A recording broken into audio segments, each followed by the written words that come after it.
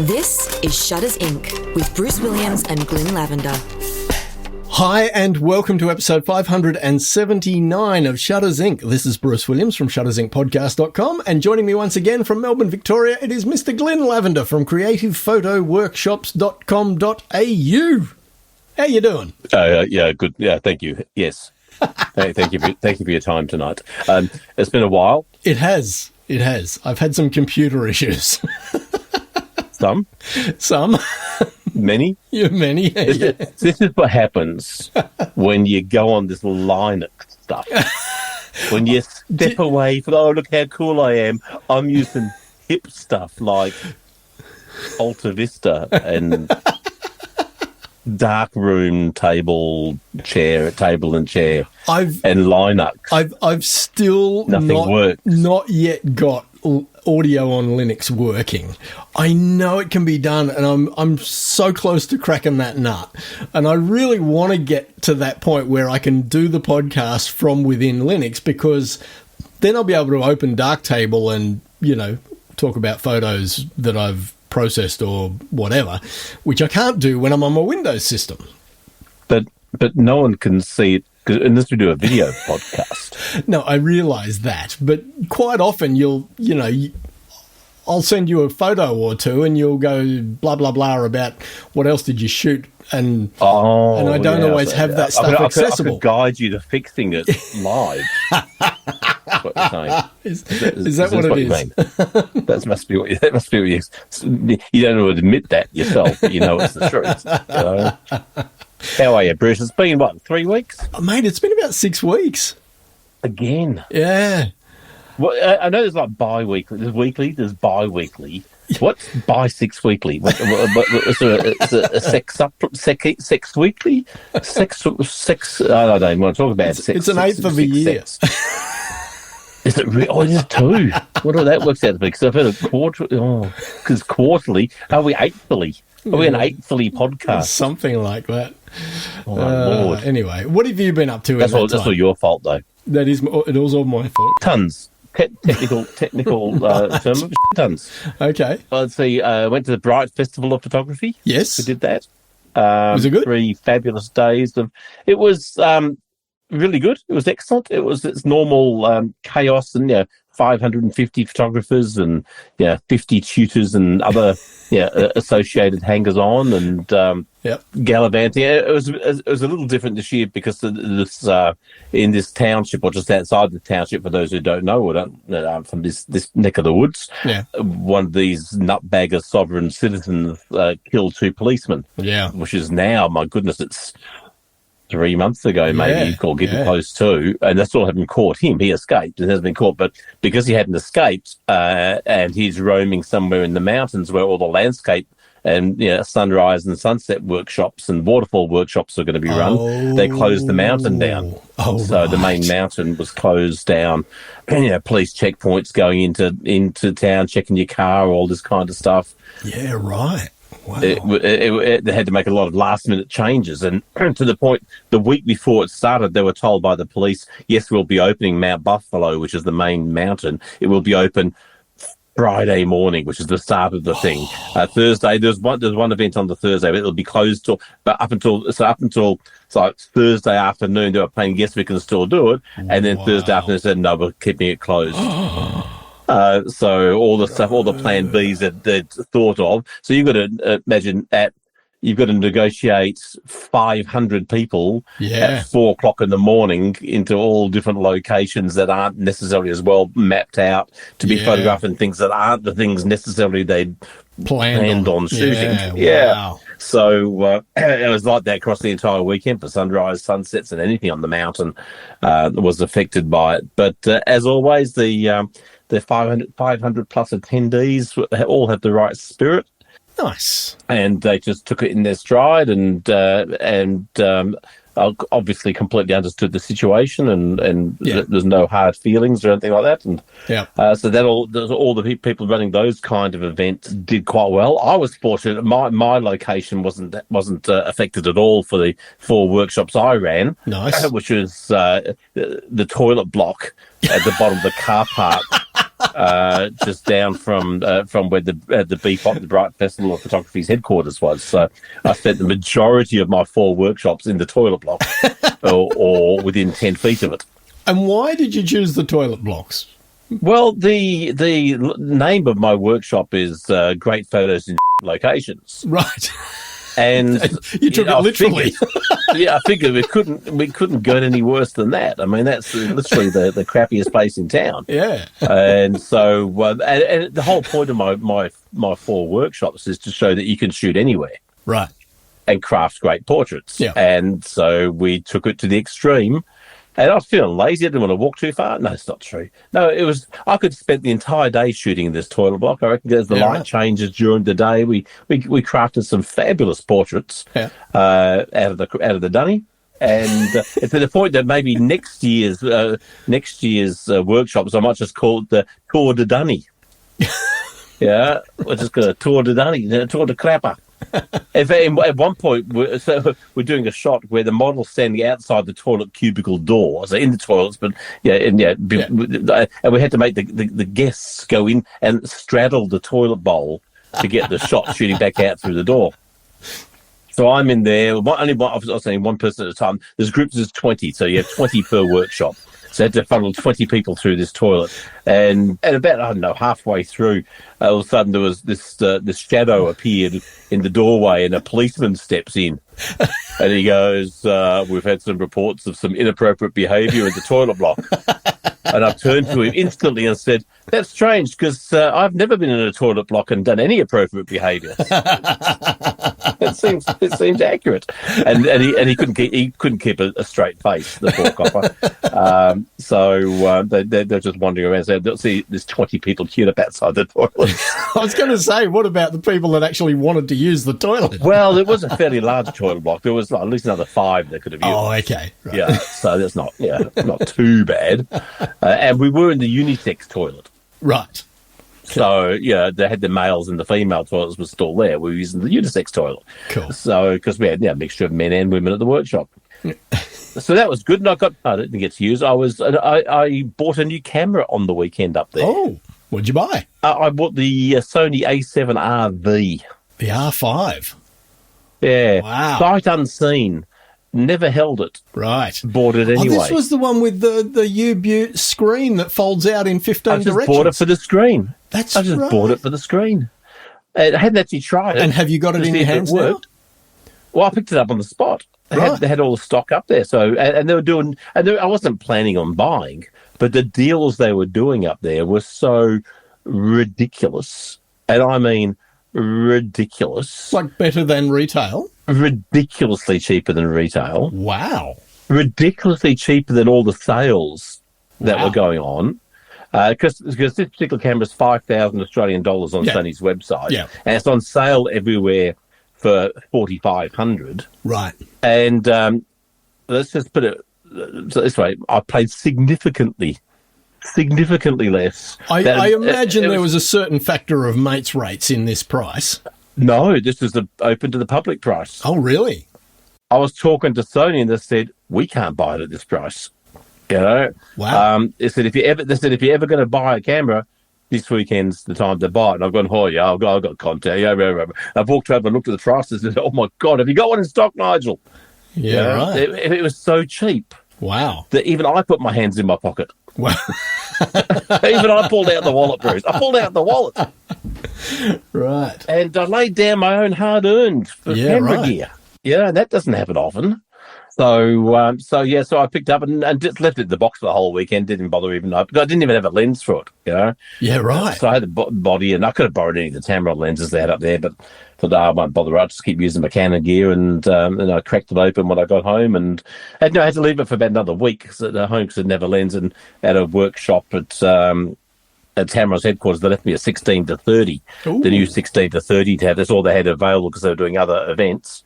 And then this last week's workshop just gone, the weekend just gone, they left out the new 25-200 for me to have a 25-200, 2.8 to 5.6. Ooh, quite and a remarkably small and light lens. So Bright Festival Photography was amazing. They have these kooky kind of evening events. Yeah, and this year was Light Up Bright. and everyone had to bedazzle themselves with lights, battery operated lights. Yeah. And they all around town they had these light stations set up with models with crazy lighting and like angel wings all lit up and all sorts of stuff.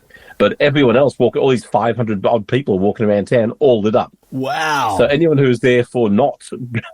There's go, what the hell's going on? The town's gone crazy. I did the right thing, of course. I went, finished my workshop, went straight back home to bed.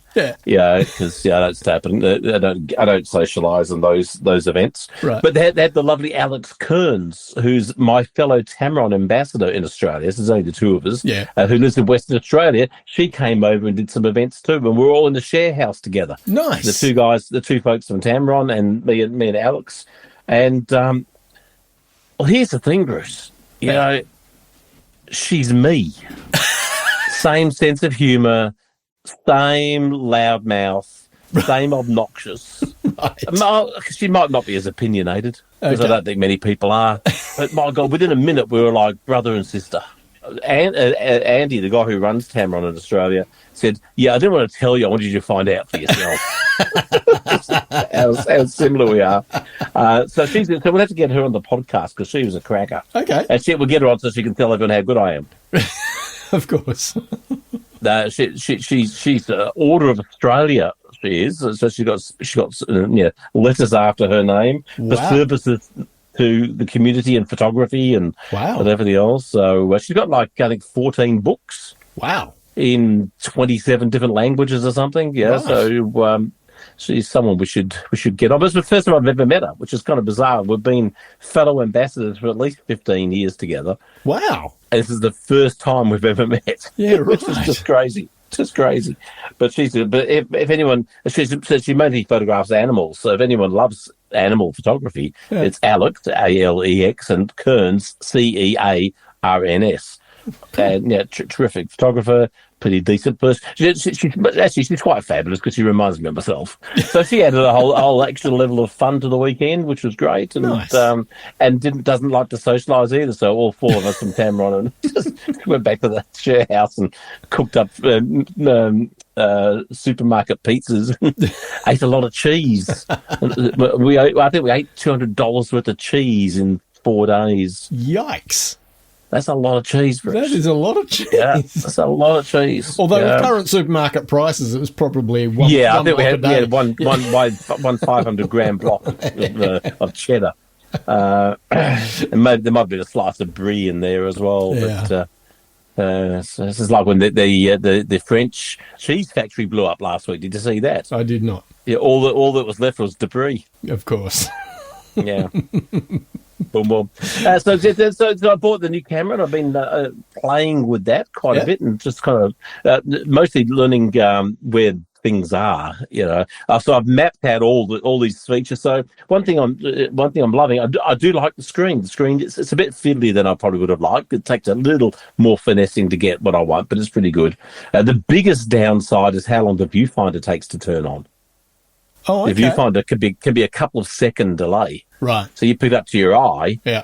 And you're waiting for 2 seconds. That's an awful long time to be waiting. Are you talking from a powered off state or just from a sleep state? No, it's just from sleep state. Right. Okay. That's awfully long period of time.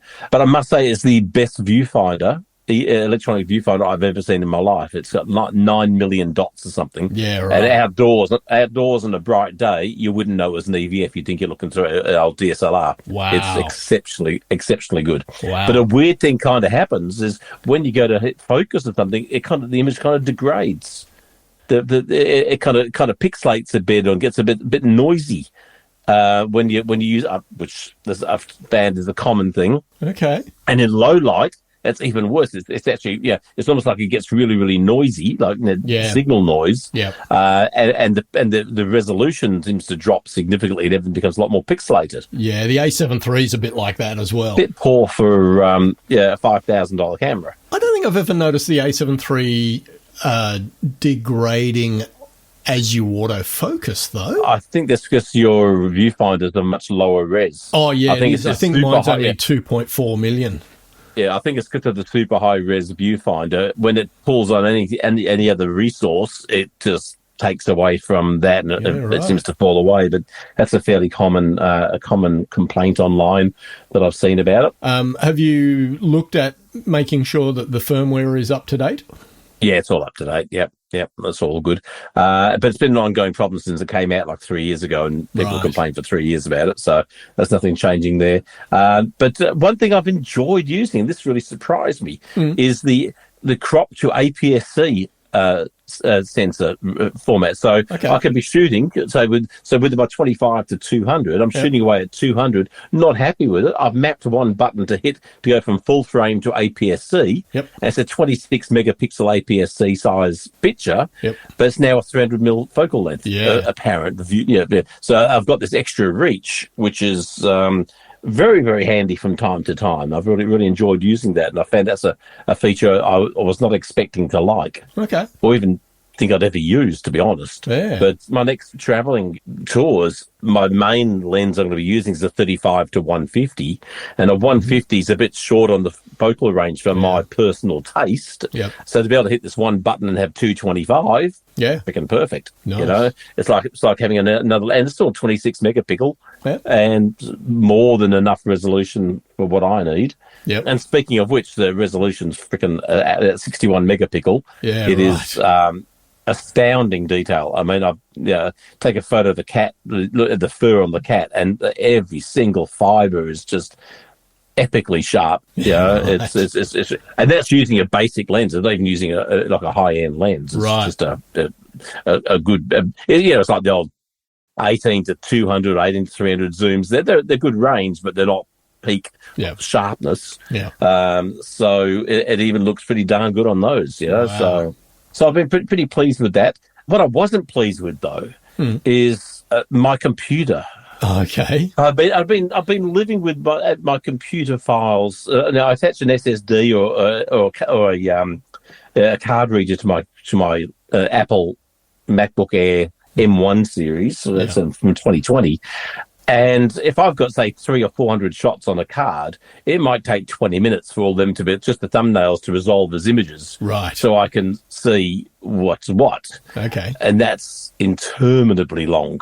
20 minutes. Just ridiculous. But I popped the card reader into my iPad, the same card reader, the same card, and the previews were up in about 4 seconds flat.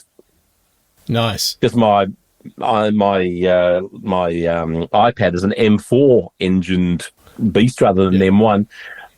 So when I saw that going from frustration to lightning fast, I had to then go out and buy a new computer. So I went out and bought the new MacBook Pro M5 that came out last week. So as you do, figure a pound in for a penny. Actually, the penny's all I've got left after I spent the pound. Yeah. Now, hopefully, I've kind of future-proofed myself a little bit for for all I'll need in this mortal coil. Yeah. Because now, I load the memory card up and it's there in seconds flat. So, some of the processes I used to do in my software that could sit there and watch the spinning wheel going blur blur blur. Now is it done already? So that's kind of been worth it as well. Nice. And the screen's remarkable, and so it was a big investment, but it was I think needed, because otherwise I'm going to throw the other one through the window. And now I'm just about to take hold of the new Fuji EX5 and the Fuji X100VI. I'm getting those from Fuji next week to decide which one of those two will be my other camera. Right. So I'm going from 2 SLRs down to only one and a point and shoot. Yeah, right. So completely changing the way I shoot. And was there no brand that would offer you a decent mirrorless and a point and shoot? So that. Well, I guess I should ask the question: does the point and shoot have interchangeable lenses, or is it one does, one doesn't? Right. So there's two, effectively the same camera. One has an amazing viewfinder. There's both an optical and an EVF. It's both this incredible hybrid viewfinder where you can use either. That's the non-interchangeable lens one, and that's the feature that I love the most is that viewfinder. And then the other one, the EX5, and we're talking, little tiny rangefinder style cameras. Yeah. But this one's got interchangeable lenses and APS-C size sensor, 40 megapixel APS-C size pictures, sharp as a nun's tongue, mate. I'm telling you, they are, and good low light too. Surprisingly, better than the Sony A7R5 actually in low light. What? Yeah, it's just, I mean, that's 61 megapixels in low light is more prone to seeing noise, of course. Then that's why I love my 24 megapixels of the A7 III. I love that for that reason. It does so well in low light. The little Fuji, I'm looking at this little TT Artisan's lens to go on it. It's a 14mm lens, which is equivalent to a 21. So I'll have on one side of my body, I'll have the Sony with the 35 to 150, and then this little discreet little one with a 21mm lens on the other side as my walk around, just more discreet shooting camera. And they have very different vibes as far as the feel of the photos. And the Fujis use a lot of what's called recipes. You can dial up film simulations, a bit like color grading, but more it's more about, it's also sharpness and noise and shadow. But you can dial up all this very, very precise settings to create a particular look that you might like. So I'm going to hopefully be having a kind of a different tone, a different feel with that camera, and more my traditional stuff with the other, and swap and change. So we'll see how that works in Bangladesh in a couple of months. And but that's but I haven't decided yet which of those, whether it's the interchangeable or the not. And the problem with the non-interchangeable, whilst I love the viewfinder, the apparent focal length is 35mm. And my other camera's the other camera's got a 35 to 150 on it, so it's kind of pointless, but redundant. Yeah, and I'll have a 16 to 35 in the bag as well, but it does mean changing lenses, which takes time, of course. Whereas with the little 21mm on the other side, it's a pretty decent compromise. So, and as I said, ever since I started in this business in the early 80s, I've always loved this little Minolta CL camera. I think we talked about it a couple of podcasts ago, which was a little tiny rangefinder. They also made for Leica, the Leica CL. It was actually the Minolta CLE, it was called, and it had this little. You could buy this little box which had this beautiful little body and two little lenses and a little flash in this little kit, and it's 10 months of my wages when I started out, or more than that, 26 months of my wages to buy it in 1981. There you go. Yeah, right. So, imagine what 26 months of someone's wages these days are, Mm-hmm. I've gone backwards a bit since then, so it's probably like 30 months of wages for me now, but it was a very expensive. But so this camera's kind of my modern digital version of that. It's got the really cute little body and a couple of little primes. I'm going to get like a 14 and maybe a 23. So 21 and actually maybe a 14 and a 40, I should say. So 21 and 60 kind of focal ranges. One's a bit nicer for portraits, one's a bit nicer for the environmental stuff. So that's kind of where I've been just researching all that stuff the last couple of weeks since I've moved, because I've kind of got used to the Sony mostly now. That's foibles and stuff, and I'm actually playing around a little bit with the film simulations on the Sony today as well, and it's black and whites and dropping in fade and dropping in all this and crafting these kind of cool looking. This is in the creative styles section. Yeah. Is that what you're talking about? Yes, I've just been having a bit of a fiddle. Since 2005, Shutters Inc. has been a labour of love, but beyond the time required to produce it, there is also a financial commitment. If you find value in the podcast and would like to help keep the servers running, hit up the Patreon link, which is in the show notes. Even a couple of dollars a month will help. Much appreciated. Now, back to the podcast. But anyway, I took this kind of cool photo of the cat today. Okay. Because that's the only model I had around. And, just playing with all these different tonalities you can get out of these modern cameras. So I think that's what photography should be. It should be fun. We should be having fun things that we get to, of course, to experiment and play with, not everything be quite so clinical. So anyway, how have you been? I'm pretty good. Pretty good. Excellent. Well, thanks for coming. I hope you enjoyed the podcast, people, and we'll see you in another 8th of a year. Yeah.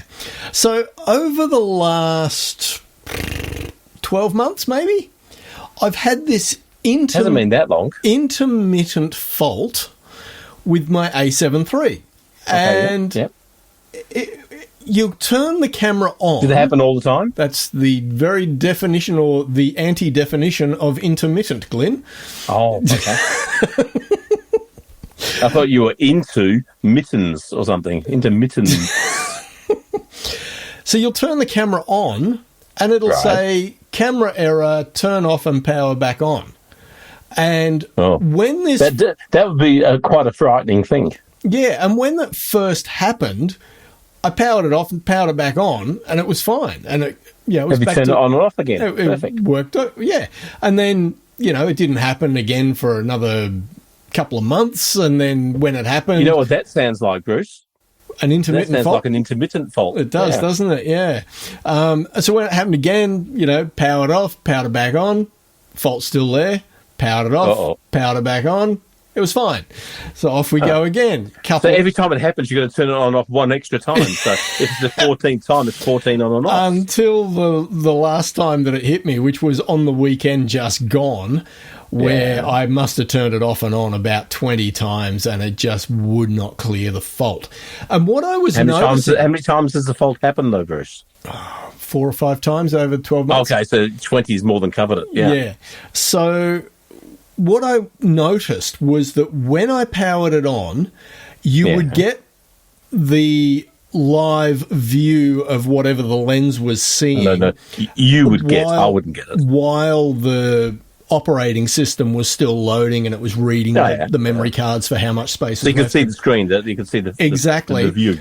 And then, just before the error appeared, the entire view on the LCD screen, on the rear screen would rotate like 2 degrees. And that led me to think... Is that a lot? No, it's not. But that led me to think the sensor is trying to move, so it's probably either the IBIS... The image stabilizer. Image stabilizing system, or it's the self-cleaning mechanism. It's trying to clean the sensor by vibrating it, and that's locking up.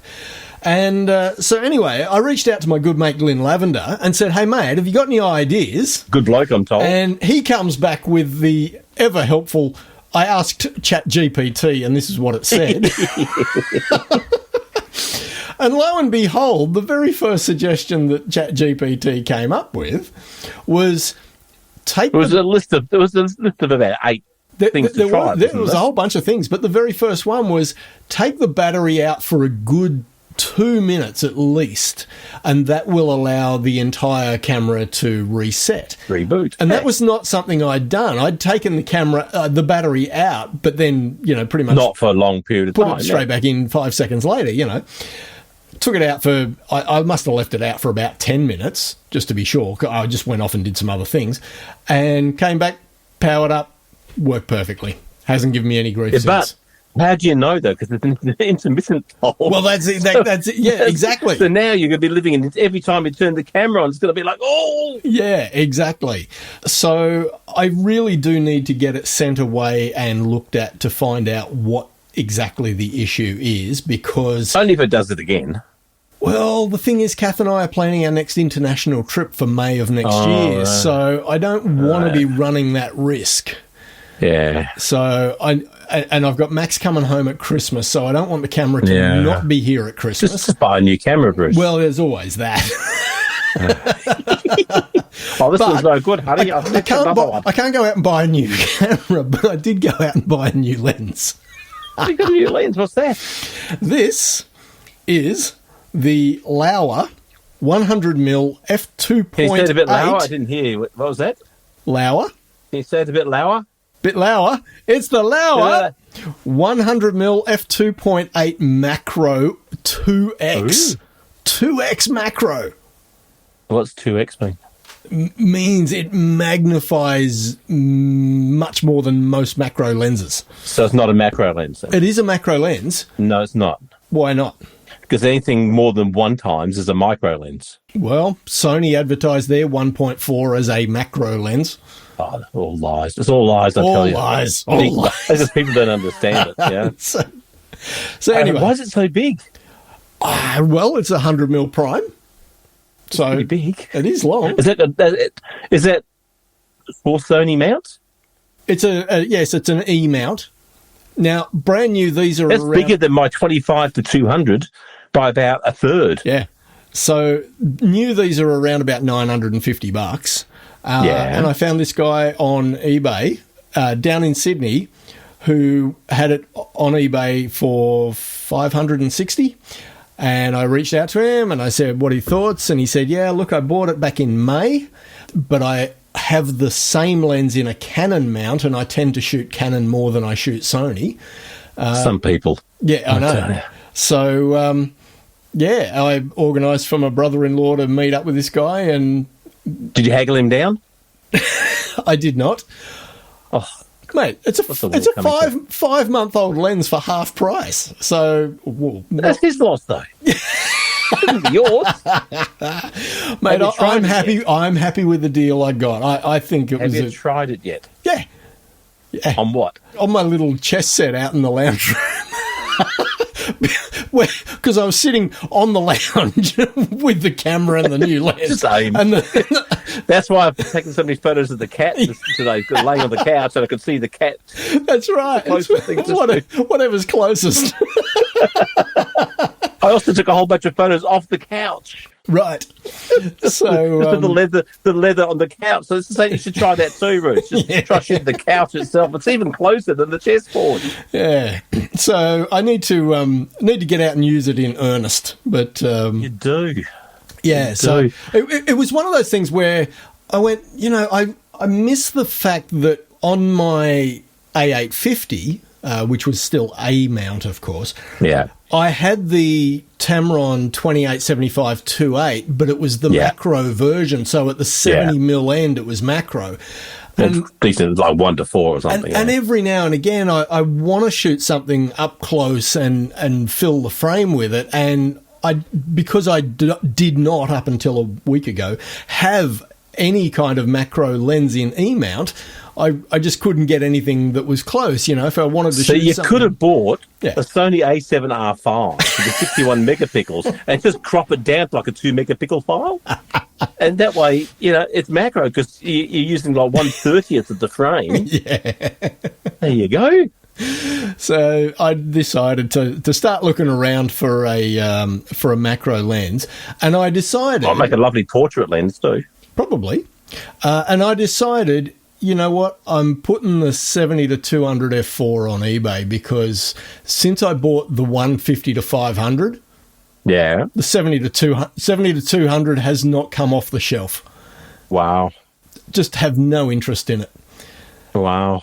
I haven't actually looked, but I could go into Darktable and I could search the metadata to find all of the images that I've shot with the 70 to 200.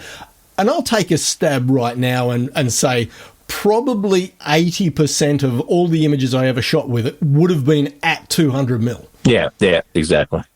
Yeah. And it was always, I was, well, not always, but, probably 90% of the time wishing I had more reach than 200mm. And since I've had the 150 to 500, I just get so much more use out of it. And yes, it's a heavier beast to carry around. Of course. But I just find it a much more useful lens. Even if I miss the range between 75 and 150, I don't have a lens that covers that range. But I'm happy to shoot. Well, you've got 100 now. Well, I've got 100 now. but I can always shoot at 75 and crop in. You can. Yeah. So if you buy a 7 RV as well, then you can use the crop APS-C sensor button, and you've got 120 or whatever. I'm pretty sure the A7 III has that function. But like you, I've but never it's used starting it. with a much lower resolution. Yes, exactly. Picture there. Yeah, exactly. That's the difference. Yeah, that's why it doesn't affect. I don't mind using it because the quality's still basically at A7 III quality. Yeah. At APS-C size. In fact, it's marginally more. Yeah. My camera at APS-C crop is the highest resolution APS-C camera Sony has. Is that right? Yeah. So of all the APS-C, nothing's 27 megapixel. Right. So it's kind of kind of cool. Yeah. Well, that's nice. You got a new lens. You need to get a new camera. Yeah. Where are you going on holidays? You mentioned the holiday. What's your thoughts? We are. So, where are you going? Finally, 5 years late, because we were meant to go in 2020. You're going to Newcastle. We were meant to go in 2020. No, we are doing 3.5 weeks in May. Don't say Madagascar. No. Oh. Croatia, Bosnia and Herzegovina, and Montenegro. Nice. Yeah. Nice. Yeah. Mate, I've been Google Earth touring the place already. Oh, I bet. Going down the roads, going side streets, totally. Down the laneways. I love doing that. Totally. I can spend hours doing that. Me too. When I'm researching tours, places to go, I spend so much time going down laneways. Yeah. That house looks good. Let's go to there and stuff. There was even a place that I found in Tassie that I never would have known about. Well, it did pop up in my Facebook feed, but that then prompted me to go and look for it on Google Earth or Google Maps. Yeah. And then I realised that it was on a part of the route that we were actually doing. And so I made a point to pull over and have a look at it when we were there. Was it worth it? No, it wasn't. It was a bit of a disappointment, to be honest. but let's hope Croatia's not the same. It's one of those things where if I hadn't have looked it up, I probably would have driven past it at 100 k's an hour and gone, that looked interesting, and then not bothered going back. But instead, you stopped and realised it wasn't. Exactly. But if you drive past it and think it's interesting, but you don't stop and go back, then you always have this, what if? What if it was amazing? That would have been the best thing on the entire trip, and we never bothered stopping. Exactly. Yeah, I know that feeling all too well. All too well. Oh. So Croatia... and interestingly, my boss at the ABC, she is Croatian, and so she has been giving me all this local knowledge and saying, make sure you go here, avoid this place. It's a massive tourist trap, so just give that a wide berth. And, start working on the language with her. There you go.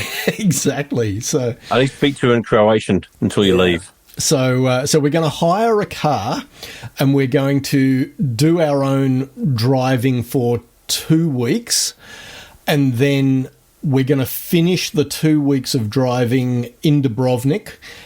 For Game of Thrones fans, that was the location for King's Landing. And we then hop on a cruise ship and do 7 nights of island hopping up the Croatian coast, and then fly home. So fabulous. So basically it's, run ourselves ragged for 2 weeks and then relax for 7 days. Yeah, well, that's a nice way to do it, though, isn't it? Totally. Then you got that peaceful pace to finish up. Pretty much what we did when we went to Alaska. We spent 12 days on the ground in Alaska and then 7 days cruising the inside passage down to Vancouver. So, yeah. In the fog. Yeah, in the fog. Absolutely. Loved it. So, so that's on the cards for May. But what has really surprised me is I've put a heap of gear on eBay and not got any nibbles. Yeah, no, that didn't surprise me at all, because I think you might have remembered that I said, it ain't worth You remember saying that to you? So I'm thinking about selling this stuff. I said, you won't get your buyers for it. I could have sworn I said that. Or was it just in my head? I doubt it would be just in my head, Bruce. That does not sound like me at all. Yeah, so anyway... I will just slowly drop the prices until I get nibbles. That's the problem with A-mount stuff, People that's the thing, yeah. I mean, people are just so snobby towards thinking that there's something magical about an E-mount. Well... And other than a broader range, it's a bargain for anyone who wants to just go get some great gear. Actually, so the A-mount stuff... I've sold 3 of my lenses to a good mate of mine who lives in Brisbane and still shoots with an A77. He's still your mate? He is still my mate. He still shoots with an A77, which is A-mount. So he's the A part of the name. He has picked up an absolute bargain because he's getting my Minolta 20mm 2.8 prime. Nice. My Minolta 135 2.8 prime. Nice. Which is just the best portrait lens ever. And my 70-200 2.8. Man. For the bargain basement price of $1,250. Gosh. When you consider the 70-200. Does he want to buy an 850? I mean, he's got to upgrade his body, you know. I should offer him better gear. I should offer him that as well, yeah. Sure, upgrade your gear, mate. Absolutely. Much better body, much better low light performance. Yeah. Yeah, much better focusing. Isn't the A77, that's APS-C sensor, isn't it, from memory? Yeah, possibly. I'd have to go and look that up. I think it might be. Yeah, you might be right. From my hazy brain, back in day brain. Well, here we're not going to talk about any stuff on your list, by the way. Tonight, no, I gather that.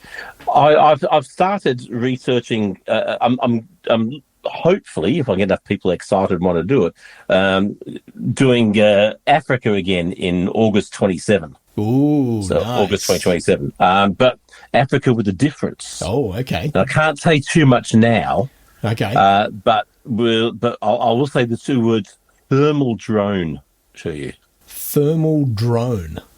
Thermal drone. Okay. Going out with thermal drones at night, monitoring wildlife. So like shooting infrared and that kind of... But we're going to be working with a program that's mitigating animal-human interactions in the farmlands. Okay. Where elephants are breaking into people's farms to get the food, and then the farmers getting cranky. So we're working with this organisation that goes out in tangent, working with the villagers and working at night with drones to keep the elephant herds away from farms. So we're going to be going out with them on a nightly basis, doing this conservation stuff, which is pretty darn cool. But part of what I was thinking of doing is setting up a portrait studio in one of the villages. Right. And photographing anyone who wants to be photographed, and then printing out A4 full colour photos for them to keep for themselves, gratis. So I had this idea to do this, and I thought, well, what's the logistics? I'm talking with the people in Africa about power, and do we need generators? Is the village going to be okay? Yeah. And I still think, I wonder if there's any sort of battery-operated printer that's going to be able to do this for me. Right. So I happened to walk into my local office works. Yeah. About 2 weeks ago, we'd been in the same office works, and I bought my dear, lovely wife. Her computer was even worse than my computer, so I bought a new one for her. And saw this guy, and lovely guy, and he sold us the wrong colour. So he saw me again a few minutes later with an open box that he now has to go and sell cheap because he sold the wrong colour. Anyway, so I've gone back in, and this guy's the same salesman recognised me. He says, "How you doing?" I said, "I'm good," but he's talking to this guy. Yeah, so I'm figuring it's a customer, and he tries to talk. "Can I help you?" No, I'm fine, because he's talking to somebody already, you know. And I said, "No, it's fine. I'm just looking for the moment. I'll give you a yell when I'm ready." And I'm sort of walking around the back of the line of printers, and this guy, they keep talking, these two guys, and then the salesman walks off to help somebody else. This guy's standing by himself as I'm approaching. He goes, "Can I help you at all? Because I'm with one of the suppliers." I said, "Oh, are you with?" He goes, "I'm with Epson." Right. I said, He goes, because Jesus, your face is really familiar. Do I know you? I'm going, well, I don't know. I don't recognise you, but I'm moderately well known in the photo industry. He goes, "That's it. I used to be a sales rep for Rudolph Guns, which is the Olympus reps, Olympus importers." Okay. So 20 odd years ago, I used to deal with him as an Olympus rep. Wow. And by sheer chance, and he's based in Sydney, so he's down for this like 1 day sales call. I happen to bump into him, so we've exchanged cards and we're going to work on ideas for this printing setup. Nice. The serendipity of how stuff happens is really quite amazing. Epson have something battery? No, there is nothing. There is absolutely nothing. Yeah. The people like Canon have these little selfie printers, but they only print like a 4x6 print, which is not ideal. I mean, it could be a worst case scenario kind of thing, but I really want to set up proper lighting. You could find an operator who's got, solar cells on the roof of their 4x4 and... Well, these guys do, because we'll be camping in the wilderness in tents, in small mobile tents moving around. So it's not, and we're in. I find tents are much better when they're pegged to the ground. You really don't want them to be. Not now, but we're actually in with the wildlife. The wildlife walking through your camp. Nice. And so that's going to be a pretty cool experience, and I'm working on a whole bunch of stuff around that for August 27th. So if anyone's interested in coming to Tanzania, in August 2027. Give me a holler. But that's occupied a fair bit of my last week and a half or 2 weeks, just thinking about the logistics of that. And I don't know why, but I think I've always wanted to do is go to Zanzibar, where Freddie Mercury was born. But they have these ladies who seaweed farm in the shallow flats of the lagoons. Okay. And so they go out and they have these big long lines of rope they tie to the bottom of the seafloor, and they farm seaweed. Right. And they go out every day and they collect it and they farm and the colours and the vibrancy and the colourful outfits and their faces, amazing photo opportunities. So I've always wanted to go there and photograph these women. Wow. And so that's kind of commercial uses for seaweed. Oh, none. There's none. It's just not a very good part. That's why I want to get there before they realise and stop farming it. No, they make all sorts of like hand cream and body lotion and all these kind of beauty products out of it is one thing. But they make soaps and they make all sorts of stuff. Right. And they're all handmade and hand ground, so you can go and photograph them drying it all out and then grinding it all down and make it into wrapping the soap bars with little coconut fibre paper and all this kind of stuff and stamping the soap. It would just be a really cool process to go and shoot. Yeah, right. So that's kind of a little side trip I'm thinking of for Africa as well. So nice. It's amazing the stuff that's happening in the world that you can go and... Where is Zanzibar geographically? Bottom to the right slightly. Okay. Of Tanzania. So it's just off the coast. It's effectively part of Tanzania, but it's actually it's an archipelago. It's a bunch of little islands, but one biggish island. Right. But so it's like an hour flight from one of the main capitals, Arusha.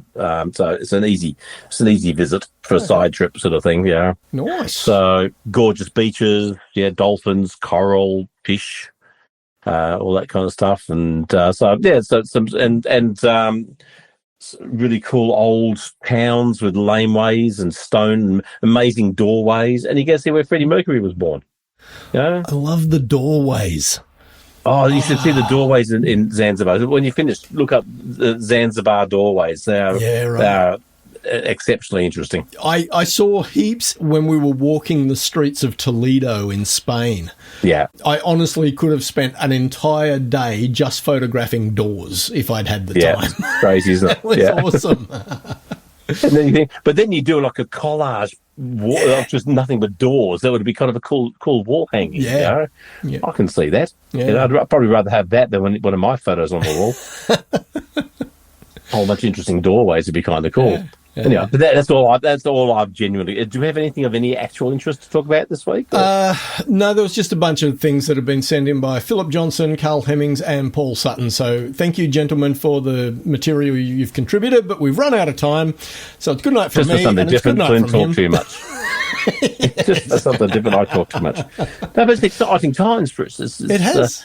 It's been. Actually, I was watching a YouTube video today for a guy talking about this new little Fuji XE5. Yeah, and he made a good point that because it's kind of like it's like their XT5 and it's like their X100. They've all got the same sensor, the same processor, all the same kind of stuff. They're just different iterations of the same thing. Yeah, that kind of cater to other different niche markets. Whatever your taste is in type of camera.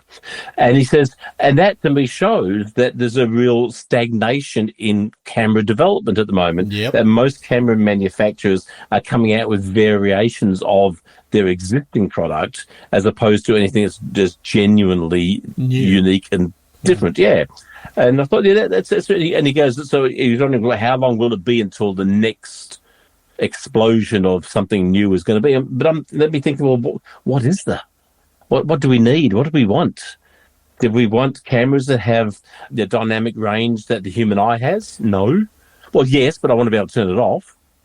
I'd hate it because I like that ability to not be able to see into shadows that the camera can't do. The point is you can do all that in post if you need to. But you want to see if you can't see it on the back of the camera, you can't see how to shoot it better whilst you're shooting it. Okay, but even if the sensors got to be that capable, There would still be the option to, increase the contrast But that's what I'm saying. It needs to be able to turn it off. Yeah. It needs to be able to delimit the. I'd like to do it with the cameras we've got now. Right. I'd like to have Well, I've seen how much I've enjoyed this APS-C sensor. Yeah. Right, option. I wonder what it would be like if I could drop the dynamic range from 15 steps down to 10. How different would the world look in my shooting? Okay. What other ways? Because it doesn't cost anything to do, surely. Can I just say, the biggest revelation to me on the trip to Tasmania last month was finally activating a metering mode in this A7 III that I've now had for 6 years that I'd never used before. Which was that? Highlight protection. Yeah. So there is a metering mode specifically designed to not let you clip the highlights. Regardless of whatever else it thinks of the scene, it will protect your highlights at all costs. But you can see your exposure before you press the button. Yeah. So there's no excuse for clipping highlights. Yeah, well, sometimes the highlights aren't the key part of what you're trying to shoot. And so what I did was I started going, okay, I'm going to let it protect the highlights and I'll worry about lifting the subject matter in post. But see, you could have done that just by looking through it without turning it on, though. You just dial it until your highlights are not clipped. Yeah, but maybe it was zebra pattern or whatever. My point is that the subject was underexposed. What I wanted... Of course, and it would be anyway. Yeah, but the point is that with a raw file, you can then go in and lift up... Yeah, I know, but you're turning on a feature to do something that you could have done every single time regardless. And you probably did every single time because you're not blowing out your highlights in your shots. Not normally. I'm assuming. But when you're using matrix metering, it will sometimes, if it determines, the user is taking a photo of this person, so I'm going to meter for the person, but then, something off in the background that is a highlight can potentially get clipped. Yeah. And that's the point. Why would you press the button when you're knowing that? Because what you see in the viewfinder is the end product. So you just don't. And this is the revelation of shooting with the Sony coming from a DSLR is I've always known in my head what the shot's going to look like, even through a DSLR, because I can see it. Yeah. But now I have to worry even less about numbers now because I see everything exactly how it's going to be in the end result. So if I'm looking at the view inside the viewfinder and something's washed out, I'll just keep dialing it down till it's not, and then press the button. But all you're doing is letting the camera do that for you, effectively. No, but my point is that with that approach, you will quite often end up with the subject that you were trying to shoot being underexposed. As you would with protecting the highlights. It does the same thing. It just darkens down the shot to make sure the highlights aren't washed out. Yeah, okay. You can't. It's not changing just one part of your scene. It's not just going. I'll just darken down the bright bits. No, the dark bits are going darker as well. Yes, that's right. So it's exactly the same. I love it, but it's exactly the same. I'm glad you think so. The end result image would be exactly the same, whether it's protect highlights, whether it's spot metering, whether it's matrix metering, whether it's manual aperture. If you've dialed down what you see in the viewfinder to be the exposure that you need it to be. Okay. Sorry, dude. But this is this thing that I'm struggling with when I'm teaching people. I'm not really having to go at you. I am, but I'm not. I'm struggling when I'm teaching people these days who see in their viewfinder exactly what the photo is going to be, and they still shoot overexposed.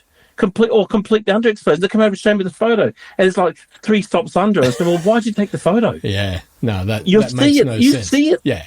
You see it through your viewfinder. Where's the disconnect? I can understand people making those mistakes with a traditional DSLR because of the way that the prism works. You can't see the shot. But now you can see the shot. Why are you shooting it bad still? Okay.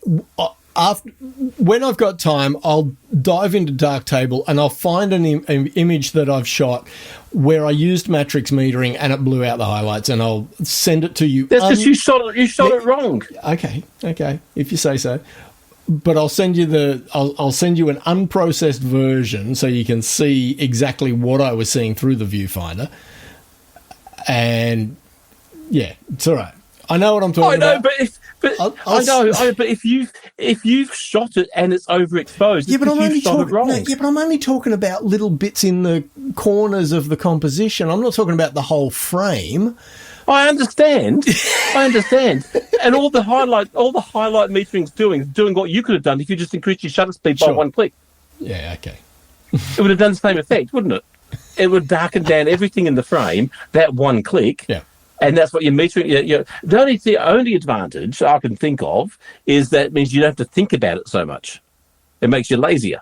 Okay. Because you're no longer thinking, am I blowing anything out? Because it's doing that for you. Right. And maybe that's where the future change is going to be, is the AI does all that stuff for you. Yeah. All the mistakes. I imagine it automatically removes the pole from someone's head. Oh, that'd be fantastic. That'd be handy, wouldn't it? It takes the rubbish out of the foreground. All the cloning stuff you have to do in post, which is a pain in the bum, it does before you press the button. Yeah. Yeah. But you can imagine an AI sensor, like with Sony's global shutter sensors. Yeah. So your sensor your pixels having different shutter speeds. Okay, different exposure time. So your highlights are no longer going to be a problem because that little tiny area where those particular pixels are exposed for less time, and the shadows areas exposed for a longer time. That would be because we know that in the state of a 300th of a second shutter speed, not that there is such a thing. Yeah. It might only be 250 and 350. Those variations to get half a stop either way to make a difference. That could be the next generational change. Yeah.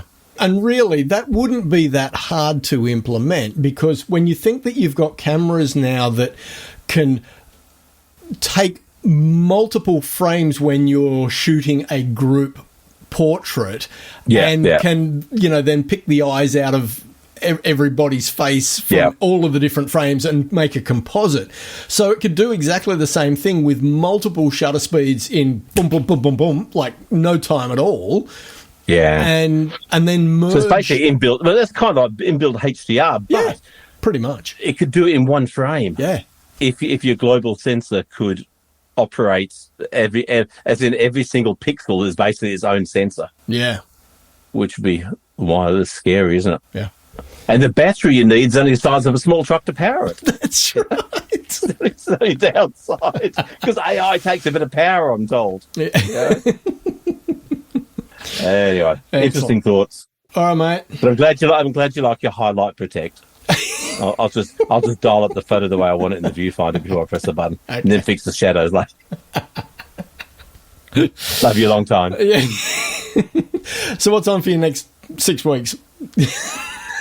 More workshops, a couple more workshops, and then school holidays start. Oh no! 6 weeks or 7 weeks school holidays. So you're collecting dad jokes now. Oh yeah! If anyone's got any dad jokes, send them to me, please. It's a long haul of dad jokes, that period.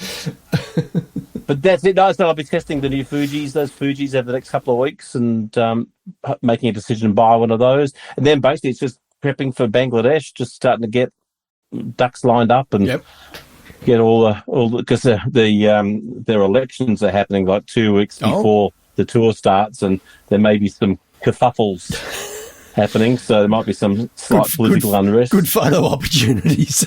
Could be some little bit of political unrest. So we'll just see what happens there. But a little bit of joy to keep an eye on for the next few weeks. Yeah, excellent. We should be able to fit at least one more in before Christmas, though, don't you reckon? One more podcast every 6 weeks. I reckon we can do middle that. December, Christmas Eve show. You heard about the dung beetle that walked into a bar and says to the bartender, "Is this stool taken?" It's a classic, isn't it? Yeah, gotta love it. Yeah. Anyway, on that note, we started with with. It's like the pastor, the priest, and the rabbit walk into a bar, and the rabbit says, "I think I might hypo." Yeah. Oh man, have a good one. Bye, everybody. See ya. You've been listening to Shutters Inc. For questions, comments, and feedback, email theboys@shuttersincpodcast.com.